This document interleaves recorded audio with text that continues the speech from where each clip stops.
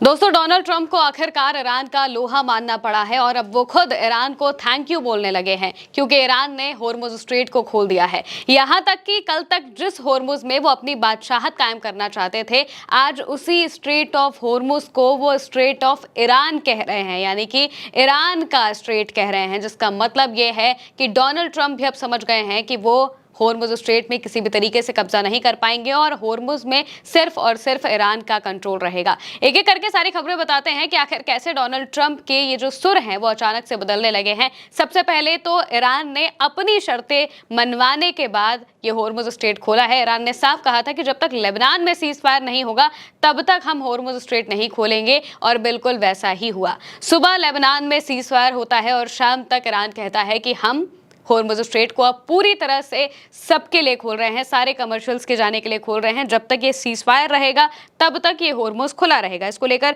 बाकायदा जो विदेश मंत्री है अब्बास अरागची, उन्होंने पोस्ट किया। उन्होंने पोस्ट में लिखा, लेबनान में संघर्ष विराम के अनुरूप होर्मुज जल मध्य से सभी वाणिज्यिक जहाजों के गुजरने का मार्ग संघर्ष विराम की शेष अवधि के लिए उस समन्वित मार्ग पर पूरी तरह से खुला घोषित किया जाता है, जिसकी घोषणा इस्लामिक गणराज्य ईरान के बंदरगाह और समुद्री संगठन द्वारा पहले ही की जा चुकी है। यानी कि जिस रास्ते से ईरान ने कहा था कि वो रास्ता खोलेगा और उन्होंने पूरा रोड मैप बताया था कि कैसे कैसे आप जा सकते हैं, बिल्कुल उसी तरीके से अब यहाँ पर स्ट्रेट ऑफ होर्मुज पूरी तरह से खुल चुका है। जैसे ही ईरान ये स्ट्रेट खोलने की बात कहता है तो उधर डोनाल्ड ट्रंप का भी पोस्ट आ जाता है और वो बाकायदा ईरान को थैंक यू बोलते हैं। दोस्तों, डोनाल्ड ट्रंप ने अपने पोस्ट में लिखा, Iran has just announced that the strait of Iran is fully open and ready for full passage, thank you. यहाँ पर वो स्ट्रेट ऑफ होर्मुज को स्ट्रेट ऑफ ईरान कह रहे हैं। अभी तक जो ट्रंप दिन में 2 बार होर्मुज को लेकर ट्वीट करते थे और बाकायदा लिखते थे कि होर्मुज खोल दो, होर्मुज नहीं खोलोगे तो हम तुम्हें बंधक बना लेंगे, हम तुम पर हमला कर देंगे, हम सिविलाइजेशन खत्म कर देंगे, और तमाम तरह की बातें, होर्मुज होर्मुज होर्मुज कीवर्ड रहता था। लेकिन आज वही डोनाल्ड ट्रंप कल तक होर्मुज में नाकाबंदी करके बैठे हुए थे, कह रहे थे कि यहाँ पर सिर्फ हमारा कंट्रोल होगा, अमेरिका का कंट्रोल होगा, ईरान का कोई कंट्रोल नहीं हो सकता, वही आज स्ट्रेट ऑफ होर्मुज को स्ट्रेट ऑफ ईरान कह रहे हैं, ईरान का स्ट्रेट कह रहे हैं। जिसका मतलब यह है कि डोनाल्ड ट्रंप को भी अब समझ आने लगा है कि कैसे ईरान की वजह से ही वो मौजूदा वक्त में इतने खुश हो पाए हैं। होर्मुज खुलने से सबसे ज्यादा खुशी डोनाल्ड ट्रंप को ही होगी, क्योंकि जैसे ही होर्मुज खुला तो इसके बाद तेल के दाम तेजी से कम होने लगे और यही वो चाहते थे। इसी वजह से वो अपनी नेवी वहां पर बैठा चुके थे और लगातार ईरान को धमकियां दे रहे थे। हालांकि अभी भी अमेरिका की नेवी वहां पर मौजूद है, इसको लेकर भी उन्होंने बातें कही हैं। लेकिन वहीं दूसरी तरफ जैसे ही होर्मुज खुलता है तो उसको लेकर आगे क्या कुछ खबरें सामने आती हैं वो भी बता देते हैं। कोबेसी लेटर के हवाले से लिखा गया है, Iran has officially reopens the strait of Hormuz for all commercial vessels for the remaining period of the ceasefire, यानी कि सीज फायर के बचे हुए दिनों के लिए ईरान ने स्ट्रेट ऑफ होर्मुज को पूरी तरह से खोल दिया है।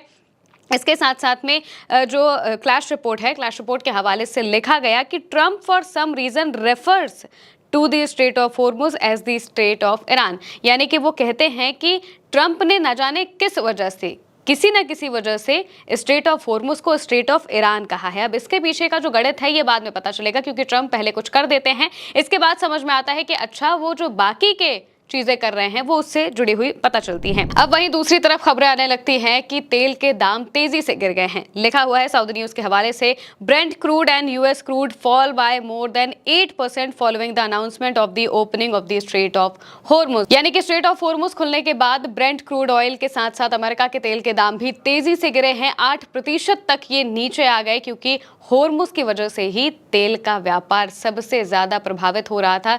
कई देशों में तेल की कीमत लगातार बढ़ती जा रही थी और यहाँ तक कि कई देशों में किल्लत भी पड़ने लगी थी तेल की, क्योंकि दाम बहुत ज़्यादा बढ़ने लगे थे और होर्मुज स्ट्रेट पूरी तरह से बंद था।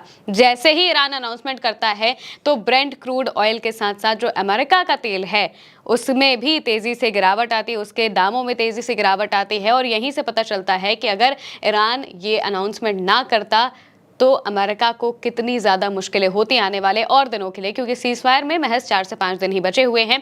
अब अगर सीज फायर खत्म होने के पहले कोई बातचीत नहीं होती तो जाहिर सी बात है कि जंग फिर से रिज्यूम हो सकती थी और तब तक के लिए ये जो सीज फायर था ये किसी के काम नहीं आता, क्योंकि यहाँ से किसी को कोई फायदा नहीं होता, होर्मुज स्ट्रेट में जहाज अटके ही पड़े रहते।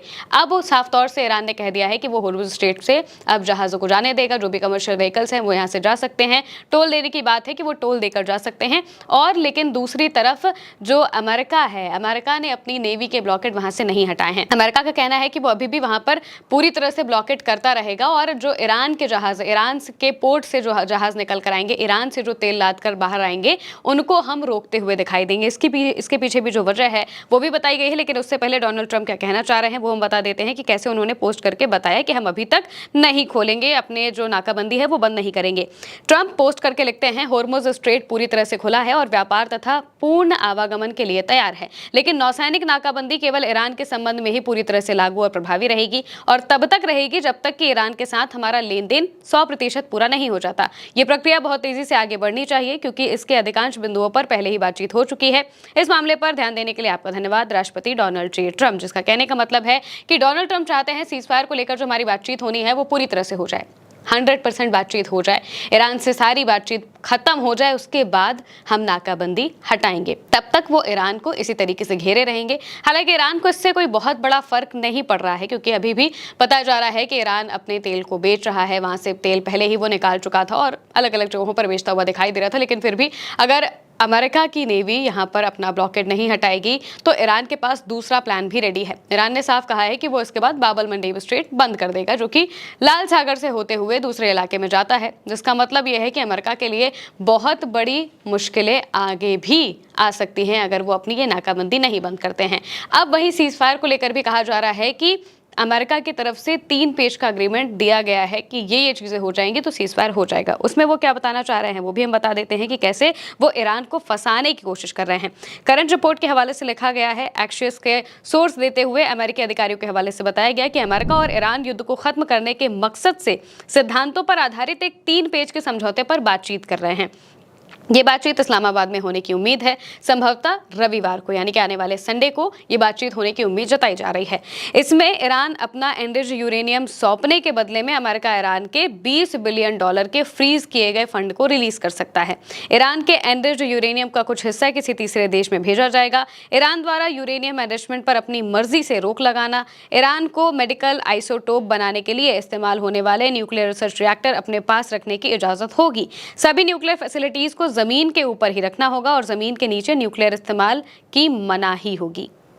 ये सारी चीजें ईरान के लिए यहाँ पर अमेरिका की तरफ से बताई गई हैं और इन पर बातचीत करने की कोशिश अमेरिका कर रहा है। वो चाह रहा है कि ईरान अपना यूरेनियम अमेरिका को सौंप दे, और ईरान के लिए उन्होंने ये भी कहा है कि चलिए आपको हम मनवाएंगे, ऐसे मनवाएंगे कि आप किसी तीसरे देश को भी थोड़ा सा यूरेनियम दे सकते हैं, जैसे कि रूस या चीन, इन सबको आप अपना यूरेनियम बांट सकते हैं, अपने देश में नहीं रख सकते हैं, दूसरे के देश में रख दीजिए।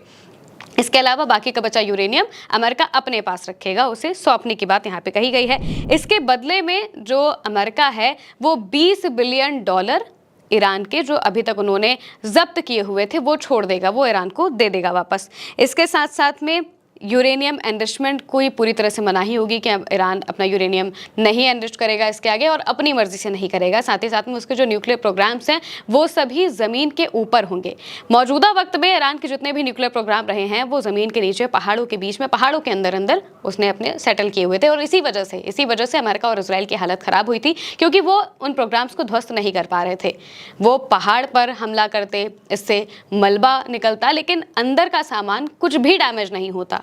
ईरान हमेशा कह रहा था कि उसके जो भी मिसाइल प्रोग्राम्स हैं वो सभी पहाड़ियों में छिपे हुए हैं और ज़मीन के अंदर गड्ढा कर करके अंदर सुरंगें बनाकर छिपाई हुई हैं, जिस वजह से ही अमेरिका के कोई भी बम यहाँ पर काम नहीं आ रहे थे, और इसी वजह से ईरान का न्यूक्लियर प्रोग्राम पूरी तरह से सेफ बताया जा रहा था। लेकिन अब वो कह रहे हैं कि अगर आपको पीस अग्रीमेंट करना है तो इसमें आपको अपने न्यूक्लियर प्रोग्राम को ज़मीन के ऊपर रखना होगा।